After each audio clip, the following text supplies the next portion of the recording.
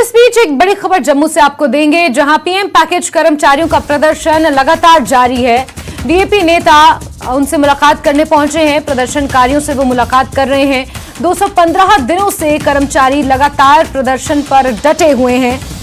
तो अहम खबर आपको बता दें कि स्थानांतरण की मांग को लेकर पीएम पैकेज के कर्मचारी लगातार आंदोलनरत हैं। 215 दिन इनके आंदोलन को हो चले हैं और जानकारियों के मुताबिक डीएपी नेता इनसे मुलाकात करने पहुंचे हुए हैं, प्रदर्शनकारियों से वो मुलाकात कर रहे हैं। पीएम पैकेज कर्मचारी लगातार अपने स्थानांतरण की मांग कर रहे हैं। जिस तरीके से टारगेट किलिंग घाटी में हुई है, कश्मीरी पंडितों को जिस तरह से टारगेट कर उन्हें मौत के घाट उतार दिया गया है, उसी के मद्देनजर यहां पर सभी पीएम पैकेज के कर्मचारी प्रदर्शन कर रहे हैं। 215 दिनों से इनका प्रदर्शन बदस्तूर जारी है और प्रशासन से नारेबाजी के जरिए प्रदर्शन करके ये अपनी मांगों पर डटे हुए हैं। पिछले 215 दिनों से लगातार पीएम पैकेज के एम्प्लॉयज यहाँ रिलीफ कमिश्नर डिपार्टमेंट में प्रोटेस्ट कर रहे हैं और आप देख सकते हैं मेरे पीछे जो आप विजुअल्स देख रहे हैं, ये कश्मीरी पंडित जो पीएम पैकेज एम्प्लॉयज हैं वो प्रोटेस्ट कर रहे हैं और इनका कहना है कि अभी तक इनकी रिलोकेशन नहीं हुई है। आज डीएपी के कुछ लीडरान, जो गुलाम नबी आजाद लेड पार्टी के कुछ लीडरान हैं, जिसमें आरएस चिब हैं, फॉर्मर मिनिस्टर और सीनियर लीडर हैं पार्टी के, सलमान निजामी है, जीएम सरूरी हैं और अनूप खजूरिया के साथ साथ कुछ और नेता यहाँ पे आए हैं और इस प्रोटेस्ट को वो ज्वाइन कर रहे हैं। हम इनसे बात करते हैं। सलमान, ये जो प्रोटेस्ट में आज आए हैं आप, बहुत टाइम के बाद 215 दिन के बाद आप प्रोटेस्ट में आए, क्या कहेंगे? क्योंकि हम पहले भी आए थे और आजाद साहब जो है उन्होंने पार्लियामेंट में भी आवाज उठाई थी कि कश्मीरी पंडित जो हैं इनसिक्योर फील कर रहे हैं, उनको सिक्योरिटी तैनात की जाए, वहां इंश्योर की जाए, उनको पैकेज दिया जाए। और जो मुलाजमीन वहां आपने देखा हाल ही में उनको थ्रेट भी आई है और एक लिस्ट लीक हुई है। ये सबसे बड़ा एक मुद्दा है कि कैसे जो कश्मीरी एम्प्लॉयज की लिस्ट जो है ये हमारे सामने है, ये कैसे रिलीज हुई, इस पे इंक्वायरी होनी चाहिए। हमने भी स्टेटमेंट इशू किया था।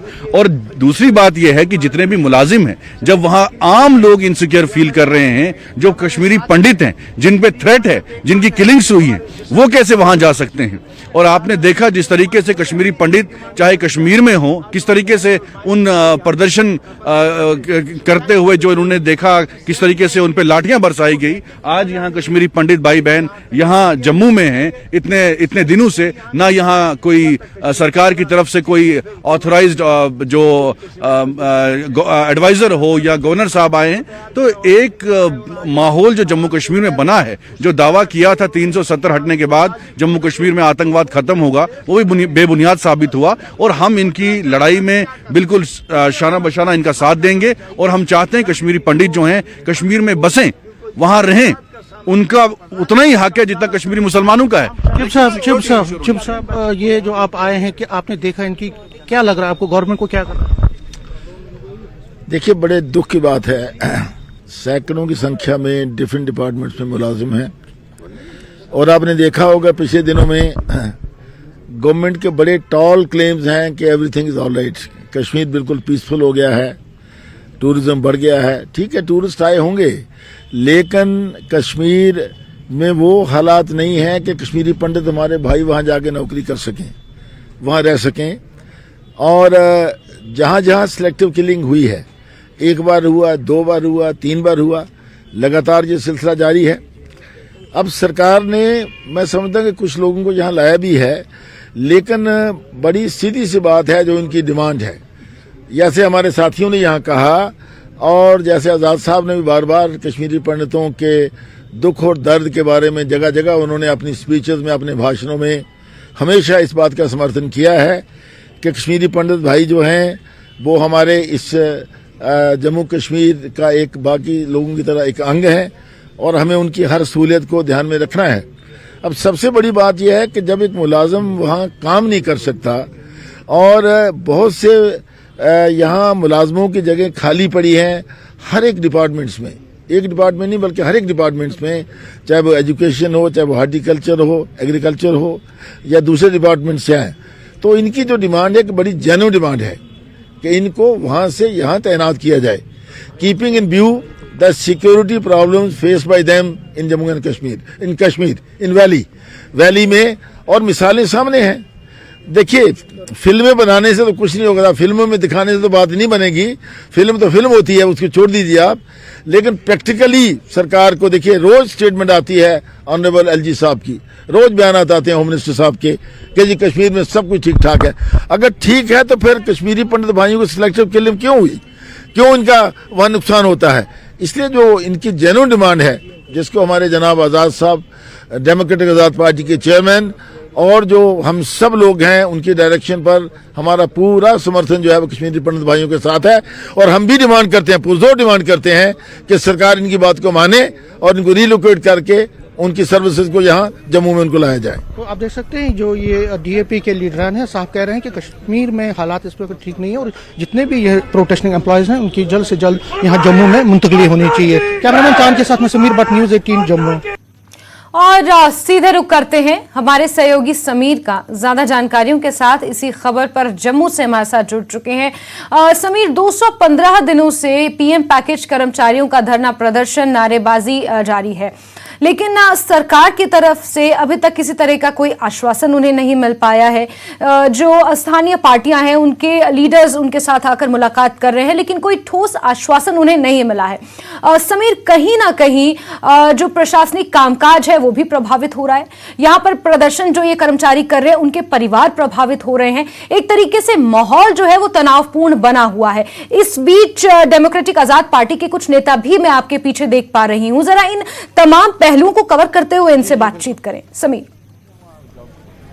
जी बिल्कुल, देखिए आपने सही कहा, जो पिछले 215 दिनों से ये लगातार प्रोटेस्ट कर रहे हैं, इनकी सैलरीज भी बंद कर दी गई हैं बहुत सारे एम्प्लॉयज की। और आप देख सकते हैं विजुअल्स के सारे में, थोड़ा जो कैमरामैन दिखाएंगे, जो ये जो प्रोटेस्टिंग एम्प्लॉयज हैं इनमें फीमेल्स भी हैं, मेल भी हैं। लगातार 215 दिनों से प्रोटेस्ट कर रहे हैं, सैलरीज बंद हो गई हैं और ये रिलोकेशन की मांग कर रहे हैं। जो जम्मू में, कश्मीर में जो हालात खराब है उसके बाद ये चाहते हैं कि इनकी जम्मू में रिलोकेशन हो। और अब आज डीएपी के जो लीडरान हैं, जिनसे मैंने बात भी करवाई आपकी, इनसे मैं बात करूंगा। जीएम सरूरी हैं, फॉर्मर मिनिस्टर और सीनियर लीडर डीएपी, इनसे बात करता हूं। आप यहाँ पे आए, इनकी बहुत सारी जेन्युइन डिमांड्स हैं, क्या लगता है आपको सरकार को क्या करना चाहिए? देखिए, मैं इसमें एक शेर कहूंगा, ए तायरे लाहोती उस रिस्क से मौत अच्छी जिस रिस्क से आती है परवाज में कोताही, जिस खेत से देखा को मैसर न हो रोजी उस खेत के हर गोशे गुंदम को जला दो। लिहाजा ये तंग आमद बजंग आमद। आप देखते हैं कि कितने अरसे से हमारे नौजवान कश्मीरी पंडित, बहने, भाई यहाँ पे बैठे हुए हैं, धरने पे बैठे हुए हैं और सीमेंट पे बैठे हुए हैं। और क्योंकि कश्मीर में जो सिलेक्टेड किलिंग हो रही है कश्मीरी पंडितों, हिंदू भाइयों की, मुझे बहुत ही अफसोस है कि क्या गवर्नमेंट की नजरें इसमें नहीं है। अगर 4750 एम्प्लॉय हुए हैं पीएम पैकेज के तहत, डॉक्टर मनमोहन सिंह जी के वक्त में, आजाद साहब के वक्त में, जो हमारे चेयरमैन है डीएपी पार्टी के, और उसमें 550 को 550 को वापस लाया गया है। उनको कुछ सिक्योरिटी रीजन की वजह से और कुछ हेल्थ की वजह से। पर मैं पूछना चाहता हूं, अगर 550 को सिक्योरिटी रीजन पे लाया गया, क्या इनके लिए कौन सी गारंटी है? क्या इनको सिक्योरिटी रीजन नहीं है? वो पॉलिटिकल सपोर्ट की वजह से कईयों को लाया गया और बाकी सबों को छोड़ा गया। ये हमाकत की बात है, ये मजम्मत की बात है। लिहाजा हम चाहते हैं फौरी तौर पे इनकी सैलरी रिलीज की जाए और इनको फर्दर टाइम भी, हम जब तक कश्मीर के हालात दुरुस्त हो जाएं, कश्मीर के हालात ठीक हो जाएं, जब उनको समझ आए कि कश्मीर बिल्कुल ठीक हो गया, साफ हो गया मिलिटेंसी से, तब इनको वापस भेजेंगे। ये तैयार है उसको जाने के लिए। यहाँ इनको सहूलियात दी जाए, यहाँ इनको तब तक डिप्लॉयमेंट किया जाए इनकी, या अटैचमेंट की जाए इनकी। बहुत सारी पोस्टें खाली हैं। आज 32% अनएम्प्लॉयमेंट है हमारे जम्मू कश्मीर में।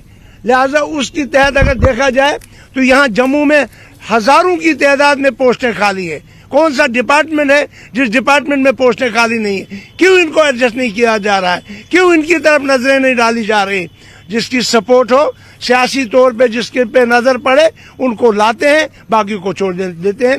लिहाजा हमारी मोदवाना गुजारिश है कि जो आजाद साहब ने भी इससे कबल बताया था कि फिलहाल फॉर द टाइम बीइंग इनको यहाँ लाया जाए, इनकी सैलरी रिलीज की जाए, इनको बैठने रहने सहने के पूरे इंतजामात किए जाएं, और जिस तरह से ये जो जगती का कि वो इतनी बड़ी इंफ्रास्ट्रक्चर वहाँ तैयार हुआ था आज़ाद साहब के दौर में, जैसे काजीकुंड में तैयार हुआ था, उसी पैटर्न पे यहाँ पे भी सहूलियात देनी चाहिए इन सब कश्मीरी भाइयों को। और साथ में आप देखते हैं कि जो परसों फिर इनको थ्रेट मिली है, उसकी तरफ से गवर्नमेंट को तवज्जो देनी चाहिए और उसमें नजर रखनी चाहिए। ये देखिए, ये सारे डॉक्यूमेंट्स इनके हैं, गवर्नमेंट के पास इन्होंने बार बार दिए, कोई नजर नहीं। मैं एलजी साहब से मोहतमाना गुजारिश करूंगा कि इन पे इंसाफ किया जाए और देखा इनको बुला के लिया जाए और इनके साथ बैठ के नेगोशिएशन की जाए कि किस तरह ये मसला हल होता है। अगर बाकी लोगों को बुला के वो मसले को हल करते हैं, इन्होंने कौन सा गुनाह किया है? वो रोजाना कहते हैं हम कश्मीरी पंडितों के लिए ये करेंगे, क्या किया इन्होंने? 3000 4000 पैकेज तो आजाद साहब के वक्त में हुआ, उसके बाद कोई पैकेज उनको नहीं मिला। बात है चिप साहब, ये जो सिक्योरिटी का कंसर्न है वहाँ पे, ये लेटर्स भी है, लिस्ट भी है, क्या आपको लगता है कि इसमें ज्यादा रिस्पॉन्सिबिलिटी अब सरकार की बनती है? देखिए, मैं 2-3 चीजें आपके सामने बोलूंगा। पहली बात तो यह है कि कश्मीरी पंडित भाइयों ने पिछले 3 डिकेड से, 3 दशक से ये सफर कर रहे हैं, और जब से मिलिटेंसी का आगाज हुआ 90 के आसपास, तब से लेकर के अगर हम इनकी मुसीबतों को गिनें तो उसका कोई हिसाब नहीं है।